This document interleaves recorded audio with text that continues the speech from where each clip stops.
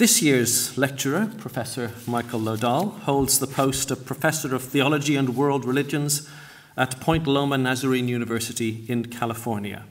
He has been at Point Loma since 1999. Prior to that, he taught for 11 years at Northwest Nazarene University in Idaho. He was born and raised in the agricultural settings of eastern Washington and loves the outdoors, especially the beautiful sunset cliffs overlooking the Pacific Ocean very near the campus where he lives, and no doubt pines for on rainy Manchester days like these.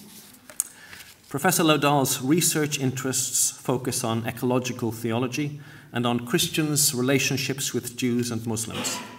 He has written or edited 9 books, including Shekinah Spirit, Divine Presence in Jewish and Christian Traditions, The Story of God, a Narrative Theology, Claiming Abraham, Reading the Bible and the Quran Side by Side, and Renewal in Love, Living Holy Lives in God's Good Creation.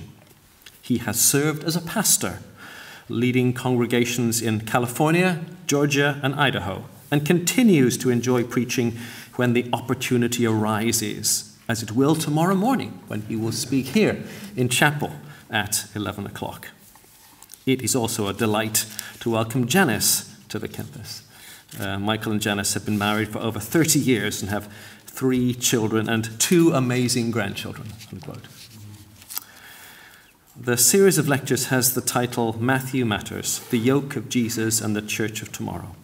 It draws on the wisdom Christology of Matthew. What shall it mean for us, individually and collectively, to take upon ourselves the yoke of one who described himself as gentle and humble in heart? There will be a brief time for questions following the lecture. The lectures are being webcast, so we'd ask you, if you have a question to ask, to move to the 2 microphones in the aisle to ask your questions. And then following the questions, we can continue our conversations over a cup of tea, which will be served in the college cafe. I'm sure that you, with me, would like to extend a warm welcome to this year's Didsbury Lecturer, Professor Michel Nadal.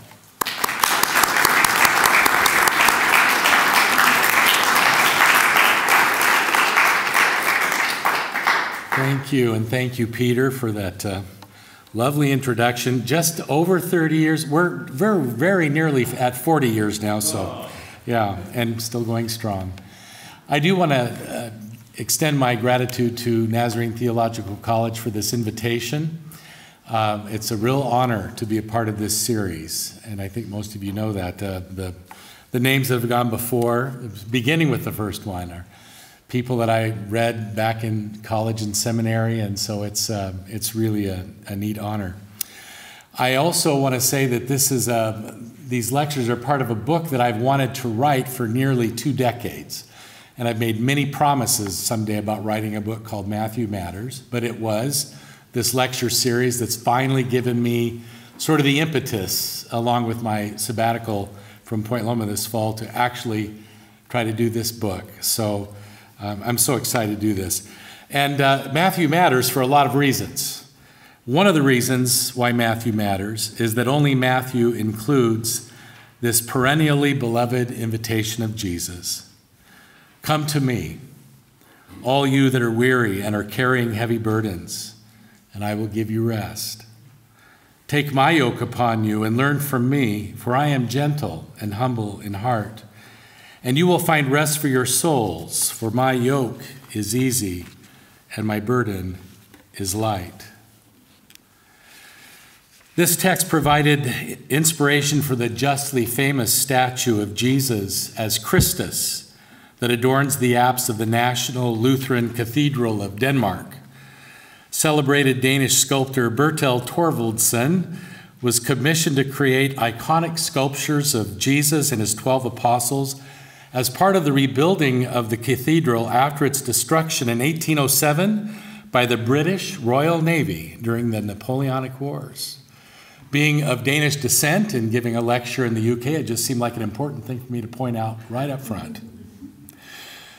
These inviting words from Matthew's Gospel are inscribed on the base of this imposing icon. which portrays the figure of Jesus with arms outspread, as you can see. Hands open, he stands in regal invitation. This is the church that Søren Kierkegaard most often attended, and it is not difficult to imagine Kierkegaard finding inspiration in this sculpture as he wrote the opening chapters of his classic text, Practice in Christianity. In those opening chapters, Kierkegaard offers an extended meditation on this Matthean invitation. Repeatedly in those pages, the melancholy Dane, in response to the passage in Matthew, simply exclaims, "Amazing." For example, the helper is the help. Amazing. Ordinarily, a physician must divide himself among his many patients, but when the helper is the help, he must remain with the patient all day long, or the patient with him. How amazing, then, that this helper is the very one who invites all. In another striking line, Kierkegaard writes, "In order to invite them to come to one in this way, one must oneself live in the very same manner, poor of the poorest, poorly regarded as the lowly man among the people, experienced in life's sorrow and anguish, sharing the very same condition as those one invites to come to one, those who labor and are burdened." Now, lovely as this may sound, and as inviting, and perhaps even true, as Kierkegaard's words may feel to our contemporary Christological sensitivities, one may wonder if they match very well Matthew's portrait of Jesus. Perhaps only a closer examination can tell. Certainly, we can agree with Kierkegaard on one thing: amazing. But of course, this amazing invitation, "Come to me," has a context. These are the concluding words of Matthew chapter 11, a chapter that opens with Jesus proclaiming his good news from town to town, and John the Baptist stuck in a prison cell. Then those haunting words: "When John heard in prison what the Messiah was doing," or literally the deeds or works of the Messiah, "he sent word by his disciples to ask him, 'Are you the coming one, or should we look for another?'" The poignancy of this question should not elude us. Matthew had depicted Jesus' baptism as having occurred without a doubt from John, other than whether or not their roles should have been reversed. I need to be baptized by you, and you come to me. It is difficult to determine whether for Matthew, Jesus' ensuing baptismal experience was more than a private experience. While it is true that suddenly the heavens were opened to him, that is to Jesus, and he saw the Spirit of God descending like a dove and alighting on him, perhaps implying a solitary experience, Matthew then reports a voice from heaven that affirmed Jesus' divine sonship. Was this a voice that John would have heard? It would seem that the text fairly demands it on two counts. First, the words, "This is my son, the beloved, with whom I am well pleased," sound more like a public announcement than like reassuring words addressed directly and privately to Jesus. And secondly, there already existed in Jewish tradition the notion of the bat kol, or the heavenly voice, that was believed to have been audible and to more than just one person from time to time. Indeed, the general idea with the bat kol is the public expression of the divine will in a social setting. The point is that Matthew very likely implies that John was party to at least some of the extraordinary phenomena that the Gospels associate with Jesus' baptism. This, to be sure, makes his question from Herod's dungeon all that more spiritually poignant. We may add to the baptismal scene the manner in which Matthew summarizes the preaching of both John and Jesus. In Matthew chapter 3, verse 2, we read that John's message was, "Repent, for the kingdom of heaven has come near." After Jesus' baptism, we read that, quote, "Jesus began to proclaim, 'Repent, for the kingdom of heaven has come near.'" The wording in the Greek is identical, and this is likely no accident. It would seem that Matthew wants his readership to appreciate that by all early appearances, John and Jesus were on the same page. They are proclaiming the imminence of God's reign. John has witnessed something powerful at the Jordan River, a divine voice from the heavens confirming Jesus' unique status. And yet, these months later, as John awaits his fate in chains, he sends his disciples to ask Jesus the questions of an agonized heart.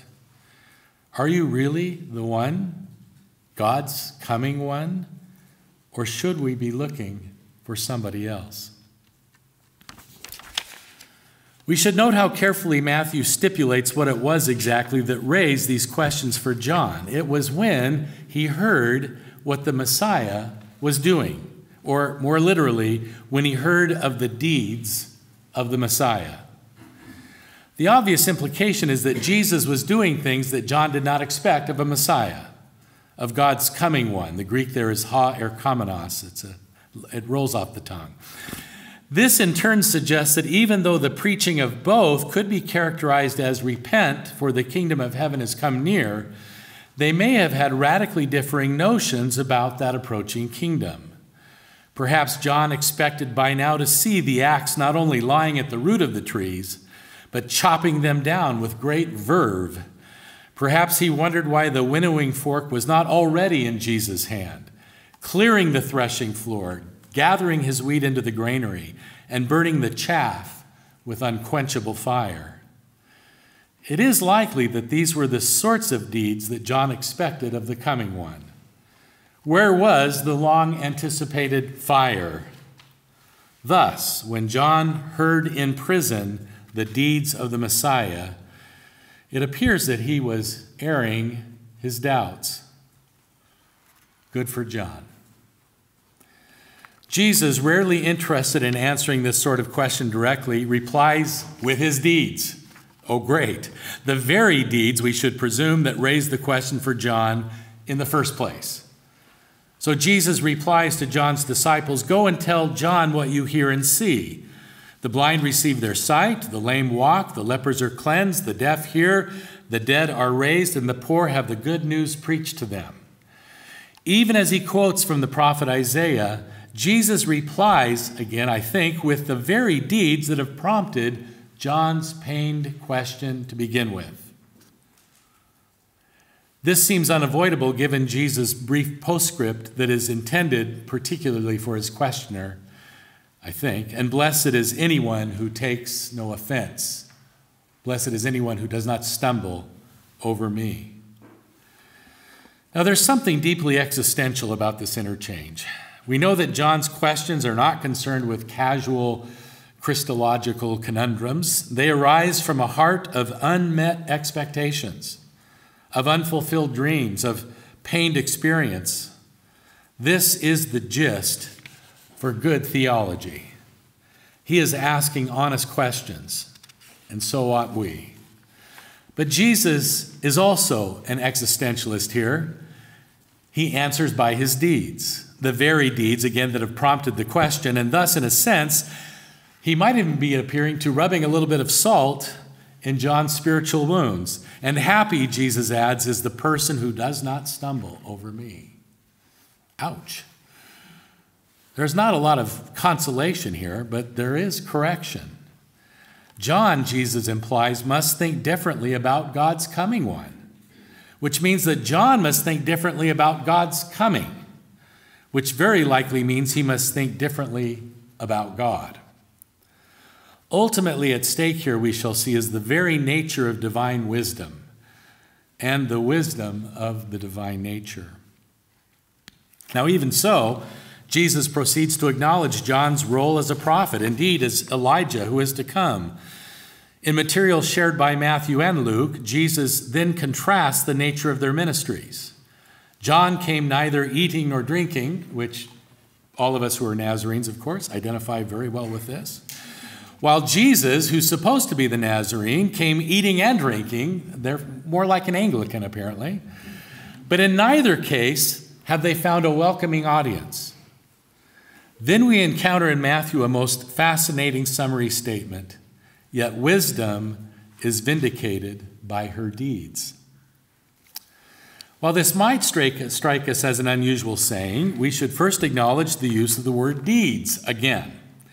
An echo here, we believe, of the deeds of the Messiah, which had prompted John's question from prison. Now Jesus announces that divine wisdom's deeds or doings provide their own justification or validation. It appears that Jesus is characterizing himself and his ministry as embodying divine wisdom herself, her deeds.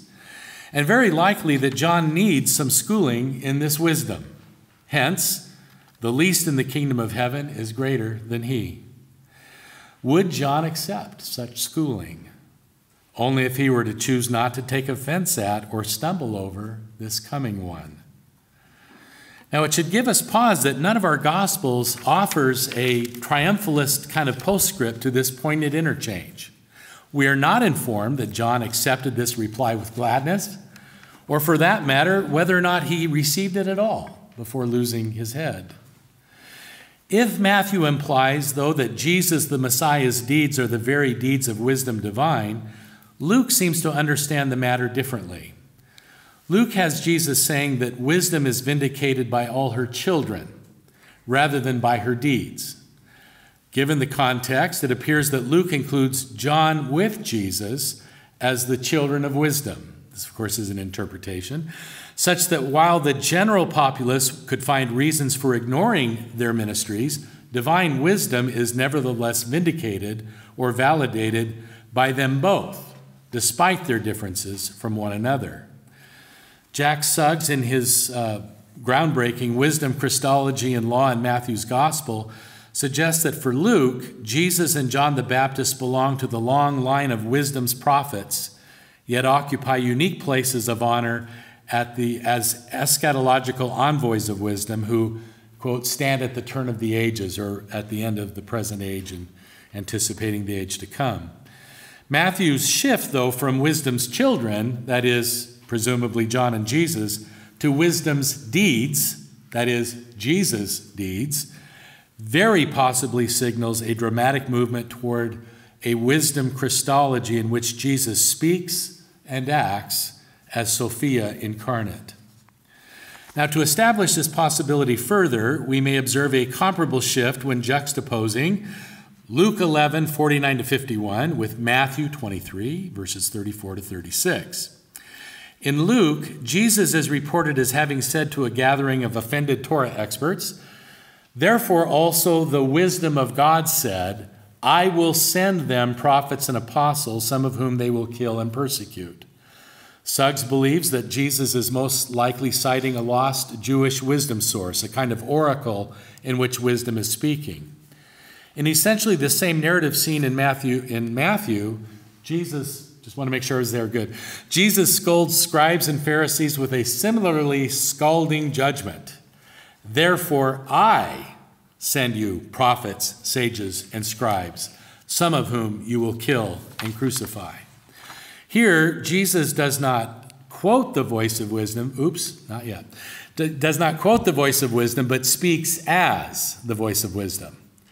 Thus, it is arguable that Matthew effectively identifies Jesus himself as the wisdom of God, who is speaking in his gospel and who sends prophets, sages, and scribes, quite possibly the Matthean community itself, into the world, and more specifically to Israel, where they are met with violent resistance.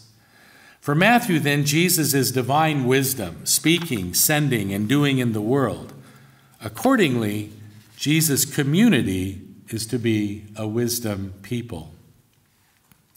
Indeed, we may find strong hints of this theme in Jesus' prayer that soon ensues in the same chapter, chapter 11 of Matthew. "I thank you, Father, Lord of heaven and earth, because you have hidden these things from the wise and the intelligent and have revealed them to infants." Think of the description of wisdom in Proverbs 8, where she was there when God established the heavens and marked out the foundations of the earth, rejoicing before God always and delighting in the human race. Oh, that's nice. Sorry, it's hard not to look at the slides. Well, but they're for you. Where are we here? So here, this is wisdom still speaking in Proverbs 8. This is actually chapter 9, verse 4. You that are simple, I love this. You that are simple, turn in here. Right here, come right here. And to those without sense, she calls, come, eat of my bread and drink of the wine I have mixed. Lay aside immaturity and live and walk in the way of insight. It is this very wisdom who pleads, and now my children, listen to me. Do these children that wisdom calls to perhaps become the infants of Matthew 11:26? The scoffer and the wicked of Proverbs, however, are they perhaps the wise and the intelligent, also from chapter 11 of Matthew, from whom wisdom's treasures are hidden? Similarly, since wisdom says, I was there from the beginning, beside God like a little child, and I was daily God's delight, and Jesus is this very wisdom of God incarnate in the world that God has created, might Proverbs 8 provide a kind of textual and theological backdrop for Jesus' claim in Matthew 11:27 that, quote, no one knows the Son except the Father, and no one knows the Father except the Son. For, as the wisdom of Solomon adds, make sure I get this right, she is an initiate in the knowledge of God and is more than willing to share with those who long to learn from her. The eminent Roman Catholic scholar Daniel Harrington certainly thought so. In his commentary, The Gospel of Matthew, Harrington has written, in the background of the Father-Son saying in Matthew 11:27 is the Jewish and early Christian debate about what and where wisdom is, a debate with which it is obvious the Matthean community was familiar and in which it was involved. The tradition of wisdom as a female person had been well established since Proverbs 8. The question at issue was, what is wisdom and where is she to be found? Matthew 11:27 presents Jesus as divine wisdom incarnate. Those who know him know the Father, which is, after all, the ultimate in wisdom. All of these preceding considerations, of course, have led us back to the opening of this chapter, that amazing invitation with which Matthew 11 concludes. In this lovely and compelling passage, again unique to Matthew, Jesus speaks as the very embodiment of wisdom divine. Consider it one more time. Come to me, all you that are weary and carrying heavy burdens, and I will give you rest. Take my yoke upon you and learn from me, for I am gentle and humble in heart, and you will find rest for your souls. For my yoke is easy and my burden is light. Now, I don't know where Peter got the idea that I'd be missing the Pacific at all. But while biblical scholars may debate the extent to which this invitation draws from earlier formulations in Jewish wisdom literature, I'm convinced that for Matthew and his ecclesia community, this interpretation of Jesus as Sophia incarnate is indispensable. Jesus is the fulfillment of centuries' worth of Jewish longing for the presence and instruction of God's own wisdom. In his book, Jesus and Community, Gerhard Lofink, among many others, has cited Sirach 24, verses 22 to 25, and also chapter 51, 23 to 27, as especially pertinent. In the first passage, wisdom, who came forth from the mouth of the Most High and traversed all creation before making her dwelling in Jacob, issues this invitation. Come to me, all you who desire me, and eat your fill of my fruits. Not long thereafter, this wisdom is associated closely with the Torah, the book of the covenant of the Most High God, the law that Moses commanded us, such that, in Lofink's words, in Jesus' day, the wisdom which comes from God and illuminates human beings had long been identified with the Torah. The second passage from Sirach, which is in chapter 51, is a kind of autobiographical acrostic appendix, much of which, written in Hebrew, was found among the Dead Sea Scrolls. This concluding poem ostensibly heralds the author Jesus ben Sirach's own lifelong journey in search of divine wisdom. I quote now from this other Jesus. While I was still young, before I went on my travels, I sought wisdom openly in my prayer. Now, near the end of his acrostic, the author seems almost to stand in for the figure of wisdom. "Draw near to me," he writes, "you who are uneducated, and lodge in the house of instruction." Yet the instruction that this Jesus offers is telling, certainly appearing to anticipate the Matthean invitation. "Put your neck under her yoke, and let your souls receive instruction, for wisdom is to be found close by."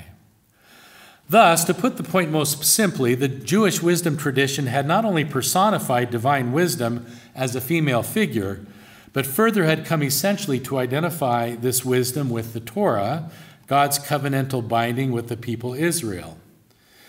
Later, the Gospel of Matthew, to a greater extent than the other synoptic Gospels, further merges this wisdom-Torah complex into the very person, words, and deeds of Jesus the Nazarene. As divine wisdom incarnate, Jesus calls into existence a school or social pedagogical movement. Matthew calls it ecclesia, perhaps to distinguish it from synagogue, into which we, by virtue of hearing his amazing invitation, are invited to become participants. This is a school of wisdom, of wise, godly living. In the words of Jack Suggs, the invitation which Jesus offers is the old invitation of wisdom, and the yoke which is offered is the yoke of wisdom, the yoke of the Torah.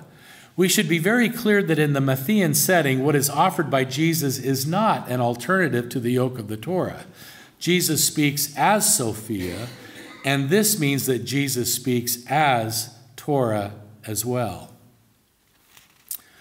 Now, among others, Graham Stanton has raised doubts about Suggs' influential reading of Matthew on this point. His first objection is that Jesus' self-characterization as gentle and humble in heart. Do I want that? Hold on a minute here. I did get behind. Sorry about that. It's okay. I think this is where we are now. It's okay. Where are we here? Stanton's first objection is that Jesus' self-characterization is gentle and humble in heart, and Stanton uses the lovely King James phrase, which is beautiful, meek and lowly. And he mentions this does not square well with the way in which Sophia is generally inscribed in the Jewish wisdom tradition. Stanton writes, at Sirach 24:1, which introduces the so-called Sophia myth, Sophia speaks with pride. He finds evidence of the same in Proverbs, where wisdom regularly lifts her voice. I quote now Stanton, "She stands by the gate and calls aloud in a rather arrogant manner." Nothing particularly meek and lowly here. Stanton believes that Jesus' self-description as gentle and humble, quote, may well be Matthew's own addition to the source, since while it is out of character with the portrait of Sophia in the wisdom writings, it is very much in line with Matthew's portrait of Jesus. But is this not precisely the point? There is a rich theological possibility looming here. We might profitably link it to John the Baptist's question considered earlier. If Matthew's Jesus, and I quote now from chapter 12, will not wrangle or cry aloud, nor will anyone hear his voice in the streets, then indeed he may be quite unlike Sophia, that is, Sophia as generally characterized in the Jewish traditions preceding Jesus. But Jesus is not simply a personification of divine wisdom, as we take Sophia to be. He is the actual embodying of divine wisdom. Jesus, as wisdom incarnate, reconfigures the notion of divine wisdom, perhaps even transforms it. And surely, divine wisdom is not at all other than the divine nature. Thus, the issue at stake ultimately is what God is like. Stanton certainly is right that, and I quote, we can see in all probability the evangelist's own hand at work in this reconfiguration. But that does not necessitate the conclusion that Matthew did not present Jesus as Sophia incarnate. It is the evangelist's own hand, wisely and gently guided by the Spirit of wisdom, we trust, that offers us this radical reshaping of the nature of divine wisdom. Indeed, once again, of divine nature itself, as gentle humble, quiet, unobtrusive, and yet, or perhaps even better, therefore, as always inviting. But Stanton has another objection. I find it difficult, he remarks, to see how either Matthew or his readers could make the jump from verse 27, where Jesus is presented as the Son, to verse 28, where it is alleged Jesus is Sophia, or wisdom. Granted, this can seem problematic or even a little awkward. Feminist theologians have sometimes raised the same objection, though from the other side of the coin, so to speak. What happens to this regal, powerful presence and voice of woman wisdom if she becomes absorbed by the Jewish male Jesus of Nazareth? Is she gone? Dissipated? Disappearing? Sublimated into the male? Silenced by the word that has become flesh as a first-century Jewish man? Such questions should not be dismissed. But for the moment, back to Stanton, who elaborates, in the wisdom tradition, Sophia is always portrayed in strongly female terms. Those who search and seek after her are always men. Sexual imagery lies just beneath the surface in many passages. Hence, again, for Stanton, this figure of woman wisdom is entirely incommensurate with Jesus, the Jewish male. Such incongruity would have been as obvious to ancient Jewish sensibilities, he says, as it is to ours. These comments merit careful deconstruction. It is correct that Sophia is very often, if not always, portrayed in strongly female terms. To add that those who seek for her are always men, however, seems only to observe but not to interrogate the patriarchal system of thought, practice, and writing at work within this tradition. And why would we assume that wisdom's call was extended only to men, or even that only men could give her heed? There is certainly nothing in these texts to restrict the company of hearers to males. Even if the male scholars who wrote this material had only themselves in mind as the audience of wisdom's wooings, it is an odd claim to make that those who seek divine wisdom are always men. Further, none of this changes if we agree with Stanton that, and I do agree, that sexual imagery lies just beneath the surface in many passages. But to acknowledge the erotic element in the desire for wisdom is not to dismiss it, either from Judaism or Christianity, or in this case particularly from our Christologies. Surely we are cognizant of the sexual imagery that lies just beneath the surface of much medieval Christology, but not only there, to say nothing of many biblical passages. It seems to me then that to worry about whether or not a first-century Jewish male could be imagined to be the embodiment, or perhaps stronger, the incarnation of Sophia, that is, of divine wisdom personified as a woman, is to think in overly bifurcated ways about gender. I would argue that there is little in the gospel testimonies regarding Jesus to suggest that he would have been terribly troubled by this notion. His lament over Jerusalem as a mother hen comes to mind, for just one example. Beyond this, the gospel stories of his being touched by women, being anointed with perfume by a woman, having his feet washed by the tears and long flowing hair of a woman, or for that matter, his washing his disciples' feet. All of this bespeaks, I think, a man who did not feel constrained by the cultural bifurcations and expectations regarding gender performance. Now, if we wonder whether it would have been likely or even possible for Matthew to have imagined Jesus to be Sophia incarnate, and this seems to be the heart of Stanton's objection, I find the earlier observation offered regarding the term deeds that connects the Messiah in 11:2 with a female wisdom, her deeds in 11:19, I find this to be compelling. Granted, it is an interpretive decision to read this dual usage of the term deeds as hermeneutically significant. Perhaps one could just as readily read it as coincidental. I believe, though, that both the context and Matthew's generally acknowledged literary deftness can tip this argument. The deeds Jesus was performing as the Messiah, while at least initially unexpected and perhaps even troubling to John, were precisely the deeds of woman wisdom. In the words of Elizabeth Johnson, Jesus' parables, healings, exorcisms, and inclusive table community are wisdom's deeds, revealing her renewing and friend-making power at work to establish the right order of creation. Now, if this is the case, then at least in Matthew's gospel, it is the very voice of God as wisdom who calls out to us, "Come to me." More precisely, this invitation is offered to all of you who are weary and carrying heavy burdens. Now, who are these people exactly? And what is the burden from which Jesus promises? Boy, I got to stay up with my slides. There they are. Who are these people carrying heavy burdens? And what is this rest that Jesus offers? Not surprisingly, this issue is not settled either. Reading biblical scholars, I remembered why I went into theology. They don't agree about anything, but unlike the theologians, we're all in agreement. The most typical interpretation is that Jesus is offering release and rest to those weary and heavy laden by Pharisaic interpretation and application of the Torah. Stanton acknowledges that, and I quote him now, "This approach is attractive, but there are grounds for caution, even if an anti-Pharisaic thrust cannot be ruled out at the end of chapter 11. But he presses a reading in which Jesus is speaking to his own disciples, okay, with this invitation. The infants to whom the Son has revealed the Father, as those who are weary and carrying heavy burdens.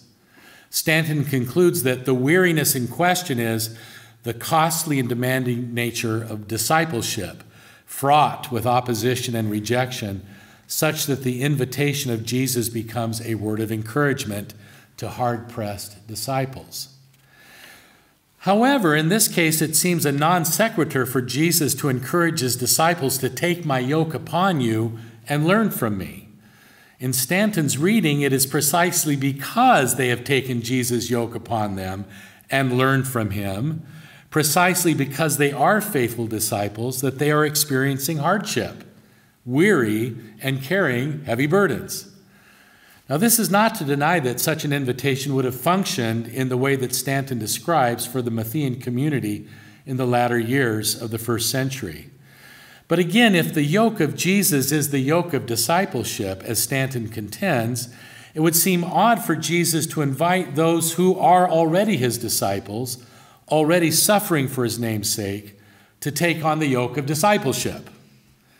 Of course, the call to become Jesus followers is always, for all of us, an ongoing dynamic journey. So there is an inevitable element of truth in this reading. Nonetheless, I believe something else must be going on here. Perhaps the most novel suggestion has been offered by Warren Carter in his important 2000 work, Matthew and the Margins. He first acknowledges that the invitation echoes wisdom's call, but against Stanton, Carter does not hear this as a call to those who already follow Jesus. He notes the inclusive nature of the Greek term pantes, there are all of you, to suggest that this is a much more open invitation, especially to the harassed and helpless crowds, he writes, to become his disciples. What then is the rest that Jesus offers weary ones? Carter points out that the term that's translated into heavy laden or carrying heavy burdens is very rare. He appeals to one instance of it in Sirach, quote, hard work was created for everybody and a heavy yoke is laid on the children of Adam, and then suggests that it means simply the exertion of living in a world of hardship, struggle, and strife. Life is hard for everybody. But it is harder, even much harder, for the oppressed. Further, Carter appeals to the Septuagint's usage to shed light on Matthew's use of weary. There, Carter writes, this term refers to beatings, weariness, physical tiredness from work or heat or battle.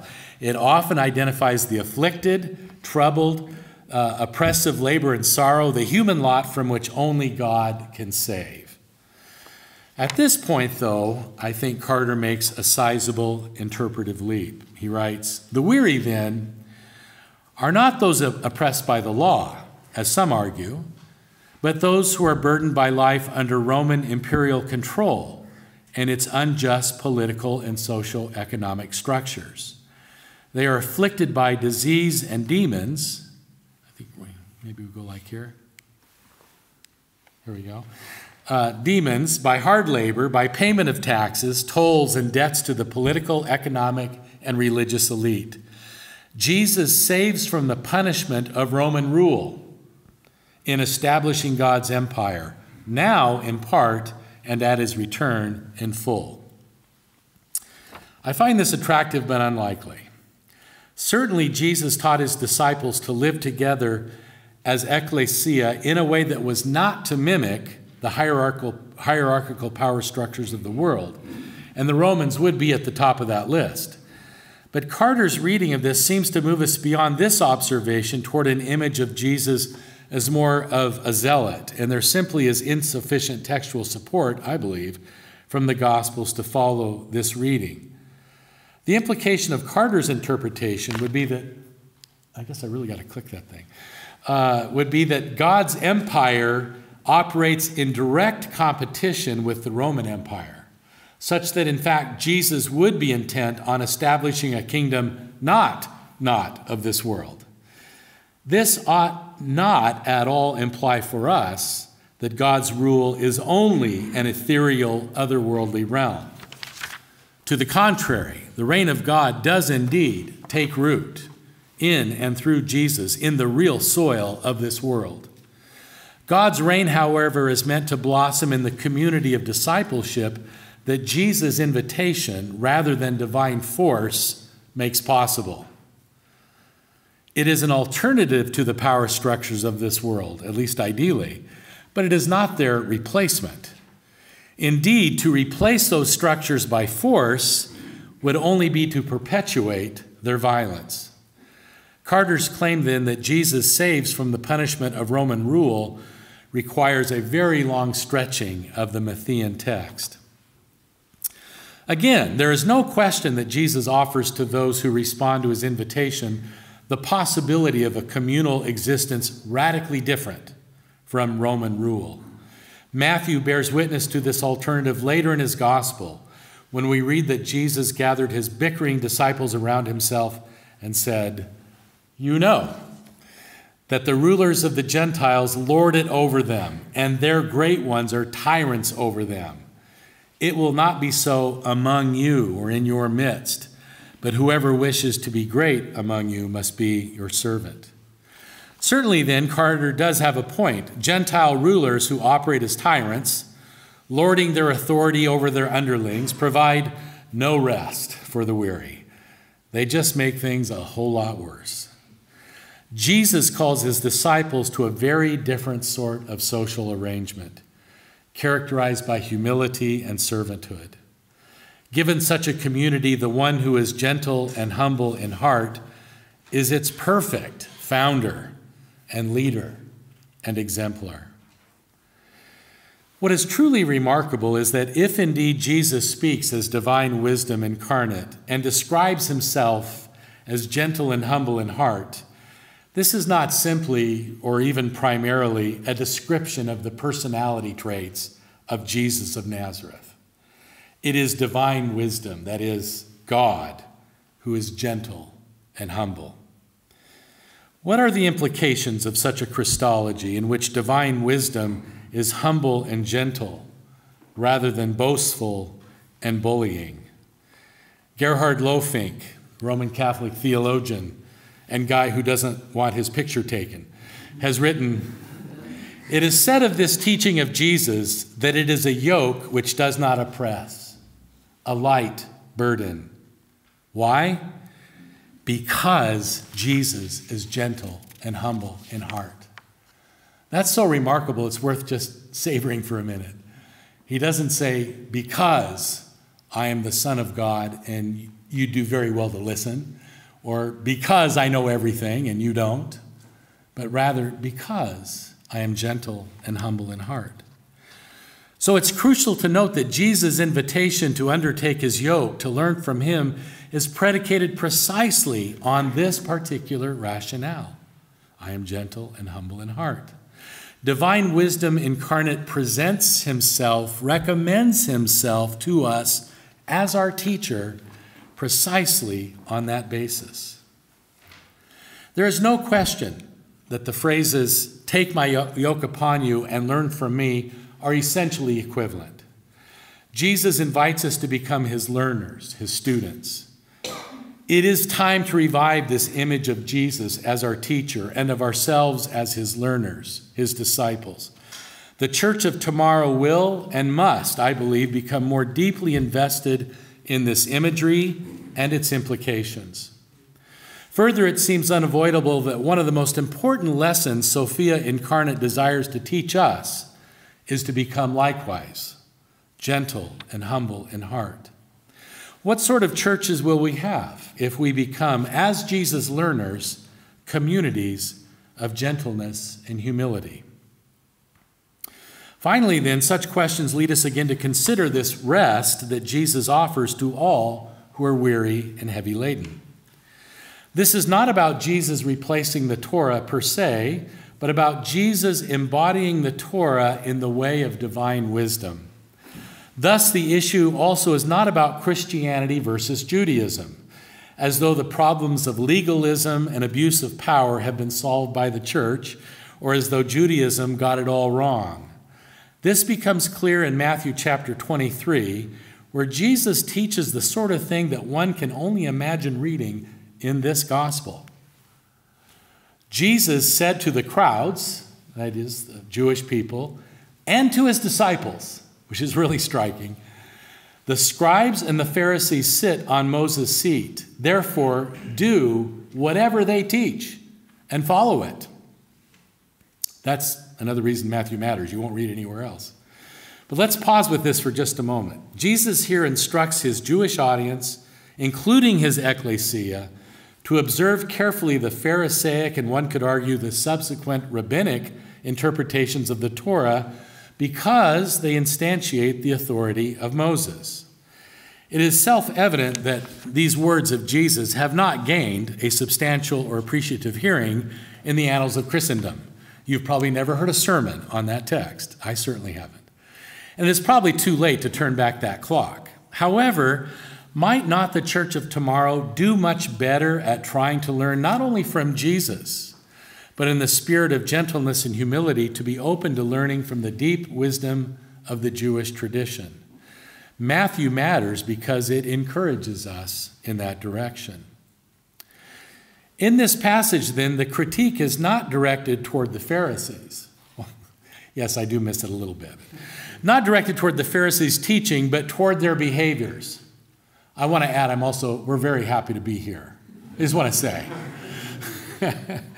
So, Jesus says, do whatever they teach you and follow it, but do not do as they do, for they do not practice what they teach. They tie up heavy burdens, hard to bear, and lay them on the shoulders of others, but they themselves are unwilling to lift a finger to move them. The connections to our passage in Matthew 11 seem undeniable. For Matthew, the distinction between Jesus and the Pharisees is much less about teaching and much more about character. One sort of character gives rest to learners. Another sort lays heavy burdens on the learner's shoulders and lifts nary a finger to help. How does Jesus characterize those who impose heavy burdens? They do all their deeds to be seen by others, for they make their phylacteries broad and their fringes long. They love to have the place of honor at banquets and the best seats in the synagogues, and to be greeted with respect in the marketplaces, and to have people call them Rabbi. Now, we ought to appreciate that the issue here is not phylacteries or fringes or synagogues or rabbis. This is not simply a Jewish problem that Jesus addresses. It is a human one. Thus, it turns out to be just as much a Christian one. Not phylacteries, but status. Not fringes, but degrees. And from which institutions? Not synagogues, but churches and their membership numbers. Not rabbi, but reverend doctor. The drive for power, prestige, and status is oppressive of others, destructive of relationships, and harmful to a community's psyche. It is essentially emotional and even spiritual bullying. There is no rest in an atmosphere of such competitiveness, oppression, and paranoia. This is not the way of wisdom divine. Thus, just as Jesus teaches his disciples in regards to Roman practices of hierarchical power, lording it over the underlings, so also he instructs us in regards to religious abuses of power closer to home. The greatest among you will be your servant. All who exalt themselves will be humbled, and all who humble themselves will be exalted. These words would be incoherent if not spoken by wisdom incarnate, whom we have come to believe is gentle and humble in heart. The one who is humble has earned the right to invite us to share in the honor of his humility, in the greatness of his gentleness.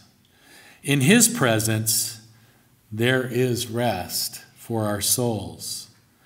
And so we trust rest for our community of learners together following Jesus. It is precisely because Sophia is in reality gentle and humble that Jesus' yoke is kind or good or fits us well. This yoke fits because it is fashioned in the wisdom of our Maker. It is a yoke in which we may share. To return then to Kierkegaard's adjective, if indeed the power that calls forth and molds the seemingly infinite galaxies is gentle and humble in heart, then such a maker truly is amazing. I suspect we are still trying to learn this. In the invitation of Matthew 11:28-30, Kierkegaard argues, we are encountered by an incomprehensibly profound divine compassion, an unlimited recklessness in concerning oneself only with the suffering of others, not in the least with oneself, and of unconditionally, recklessly concerning oneself with each sufferer. People can interpret this only as a kind of madness over which we're not sure whether we should laugh or cry. And yet, Kierkegaard adds, the inviter was indeed this divine compassion. It is left to us to imagine an ecclesia, a communion of disciples, who take upon themselves the inviter's yoke and learn from him. What will such faith communities look like, and how shall they behave? This, I believe, shall be the church of tomorrow, and together we should try to imagine it. There is one last consideration in our attempt better to comprehend this amazing invitation of Jesus. Immediately after this passage, at the outset of chapter 12, Matthew introduces a story with the temporal clause or phrase, at that time.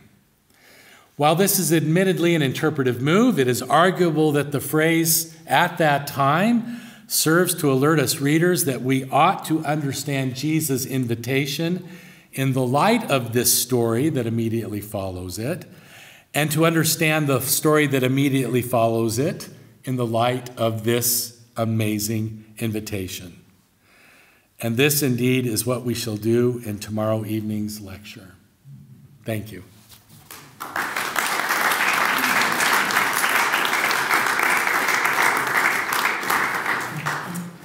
Thank you. I don't know what these chairs are for. Just if you feel like you're going to collapse, we'll let you sit down for a nanosecond. Okay. Professor Lodahl has graciously agreed to take some questions before we adjourn for a cup of tea. And I'll just remind you that we do have a couple of microphones there, just for the ease of each other hearing and also for those who are connecting remotely. So let me invite you to a question. Hi, Mike. Thanks a lot for the paper tonight. I was wondering if I could just provoke a few reflections from you on this idea of meekness and humility, which you've made use of some feminist scholarship tonight. These concepts have come under heavy critique from feminists, particularly influenced by second wave feminism. Yes. And I was just wondering how you would square the picture that you're giving with some of these critiques. I guess there are other theological ways of getting into this as well. You think of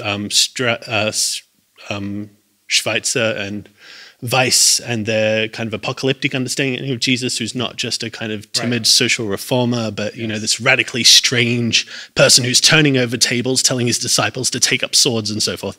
So don't mention all those things that make me nervous. Can you please talk about all those things that make you nervous? Thank you. Yeah, no, that's a wonderful question. I first of all would want to I want to hold to the gentleness and humility as being very critical, I think, to Matthew's portrayal of Jesus. So I don't the word meek, but it's hard to imagine, and perhaps it's just in a call, especially to. I'd say especially to men, I'm not going to say only to men, but gentleness and humility have not exactly been perhaps our strong suit, collectively speaking, obviously many exceptions to that. In terms of the other kinds of things, my argument would be finally the turning of the tables, if we mention that as one example or an important one, is an act done in behalf, I believe, of Gentile, would-be Gentile folks praying in the outer courtyard. So it's undertaken in behalf of those who are being seen as non-important or non-human. Is not my house called a house of prayer for all the nations? And I probably will talk about that later this week. So it isn't as though this doesn't mean that, it isn't like there is no rage or anger. In fact, I'm going to talk about that, in fact, tomorrow night. Jesus' anger at those who question his healing of a man in the synagogue on the Sabbath. Mark says he looked at them with anger. So I don't want to create a notion that has no room for the whole palette of passions. My point here would be to say I think this invitation kind of is at the center of Matthew's gospel for a reason. And that the stories on either side is what I'm going to say tomorrow night about the grain fields and the eating with the tax gatherers, where we see what this divine wisdom looks like in practice. I will also say I'd be the first to say I am submitting an interpretation that has convinced me or moves me or inspires me, but it's hardly the whole picture, right? This book is not even going to, it's not a commentary on Matthew. It's passages that I'm selecting from Matthew to develop a certain kind of theological point of view. And I know that you see that really finally what I'm trying to talk about is God, right?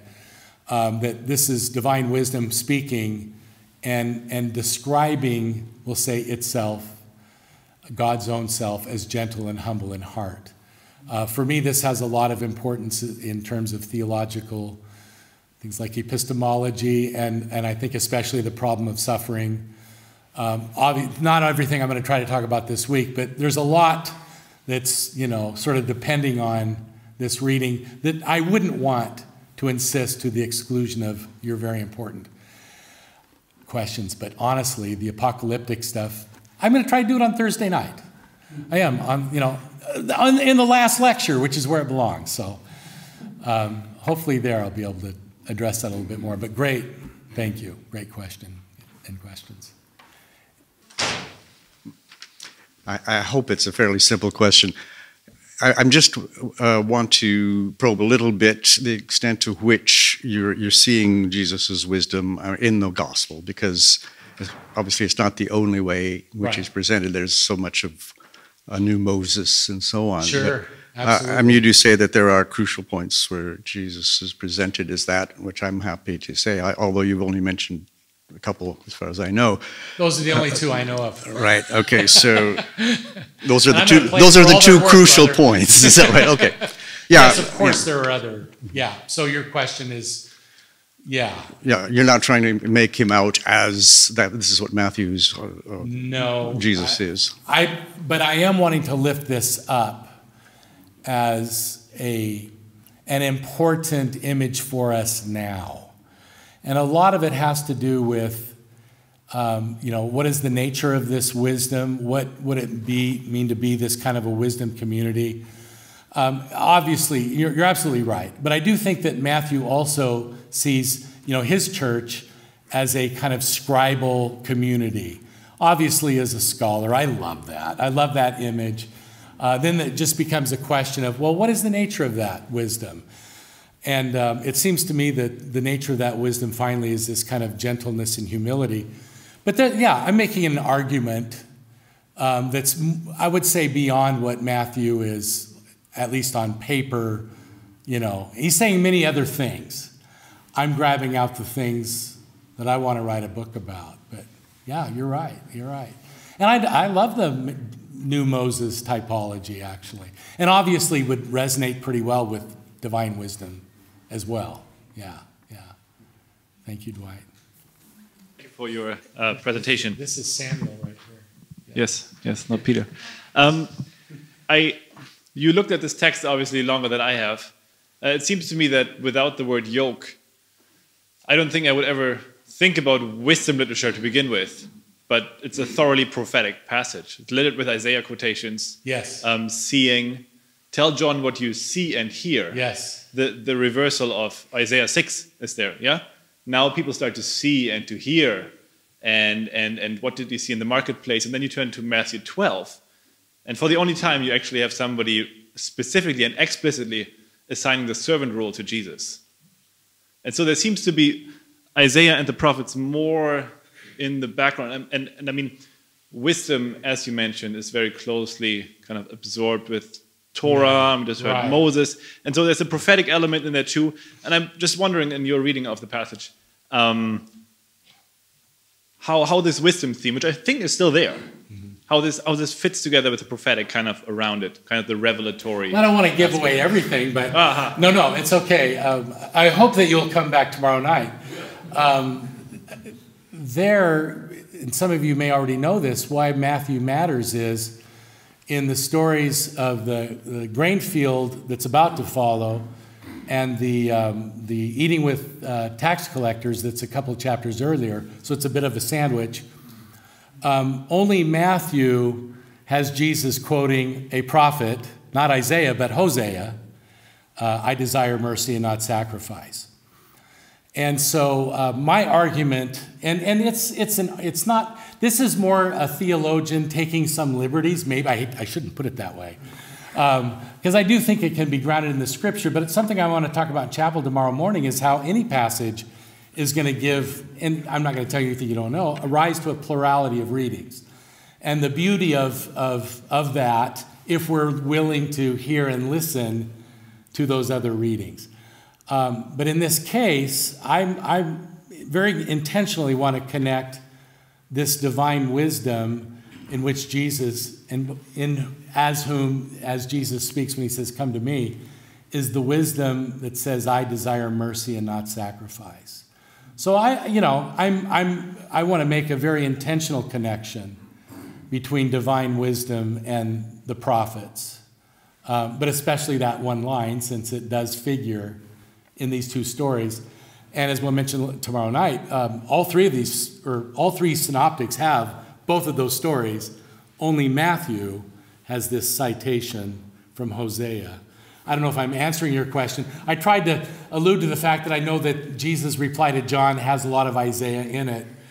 And I think that's important to say, of course. And I'm aware that one could just as easily build an argument for especially the term yoke, tying it to some of the prophetic literature.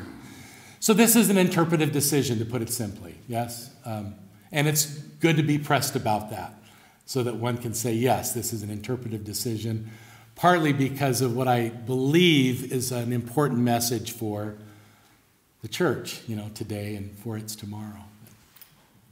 Thank you, Samuel. Thank you, Michael. I see the professors are standing up to the mics, which is fine, but there are other human beings here. We just give all the rest of our students to give a chance to think about it and then sure. come next.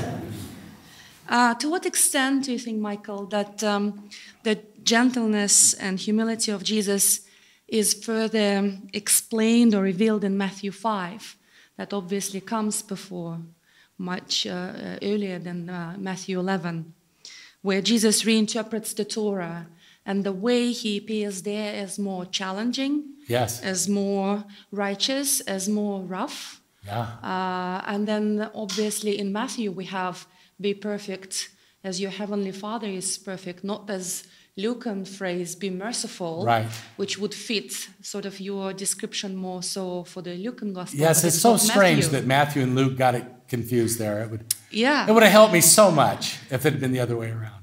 So, and then the connection between Torah and wisdom is obviously there again between Matthew 5 and Matthew 11. So, do you think that the audience didn't get Jesus first and then Jesus had to reinterpret it further with meekness and humbleness? Or interesting. Do you think that the righteous and challenging Jesus is again redefined later on just to complete the picture? So, you see my direction of question. I believe I do. I've never thought about that question before.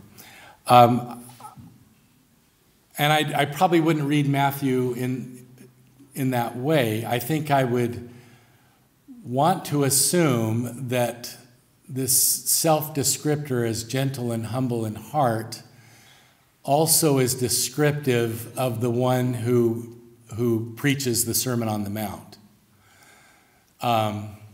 I would at least start with, you mentioned the perfect, and the context, which is about love for not just your fellows, but for the evil and the unjust and so on. So that, gentleness and humility in this case also will imply a certain kind of, I'll say, personal or interpersonal stance with others.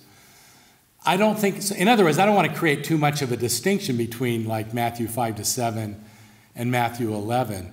I really think, and I don't know if I can tie all this together, but I think that this description of Jesus given at the end of Matthew 11 is most readily contrasted with what Jesus says about the scribes and Pharisees that I quoted, I think from Matthew 23. They put the heavy burdens on people and too heavy to bear, and then do nothing to help lift them.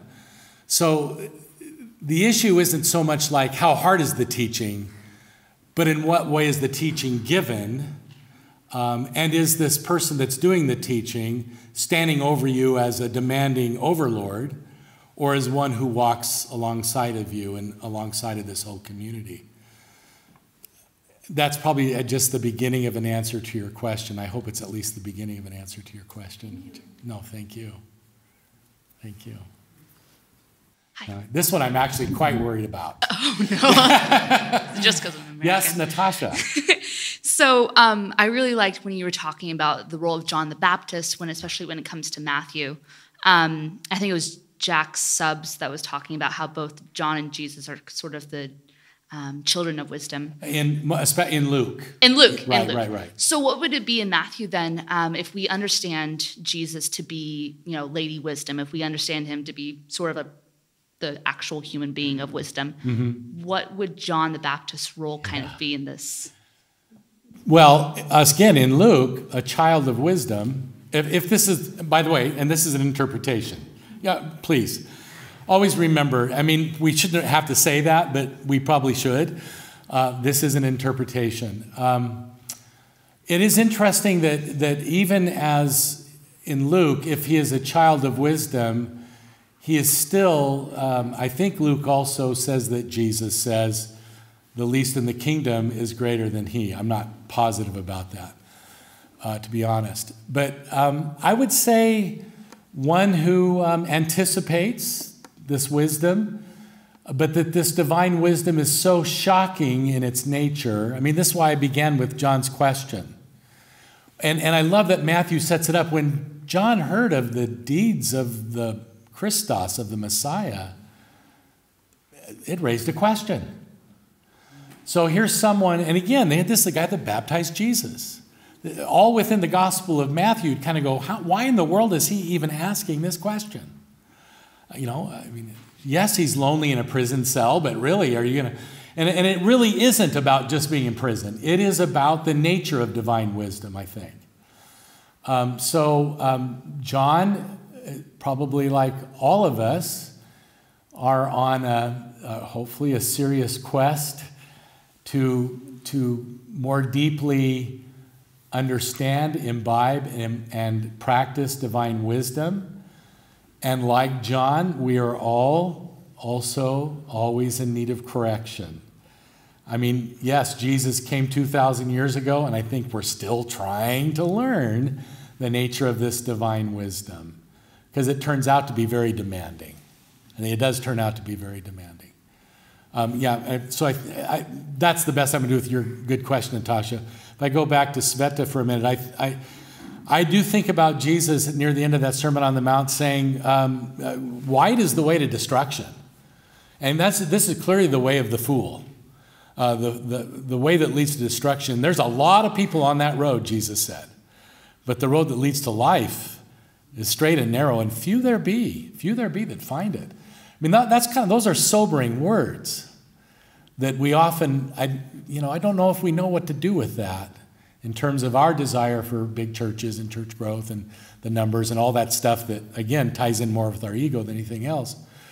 But to see this way of wisdom, and remember what he says at the end of the Sermon on the Mount, who's the wise man? There's actually a wise figure is the one who hears Jesus' words and puts them into practice.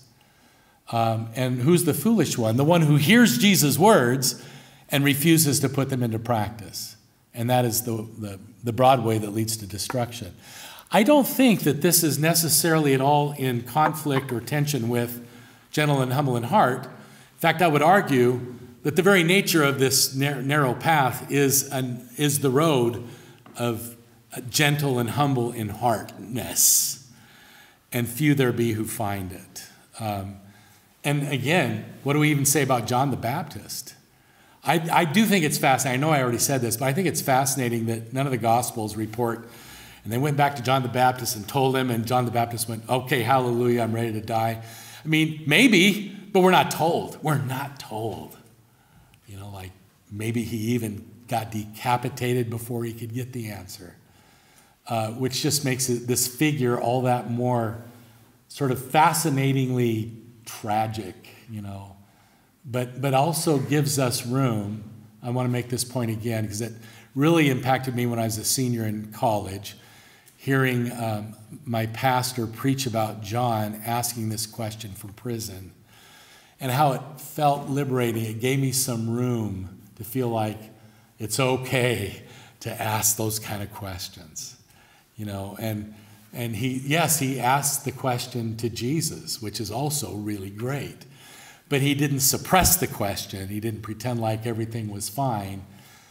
Life had not met with the expectations that John had held out, and nor had the Messiah, which is all quite, you know, it's interesting. It's interesting. We don't want to drag it out, right? I want you to come back again tomorrow. Hope you will. Let me just invite you to say thank you one more time for Nadal's presentation.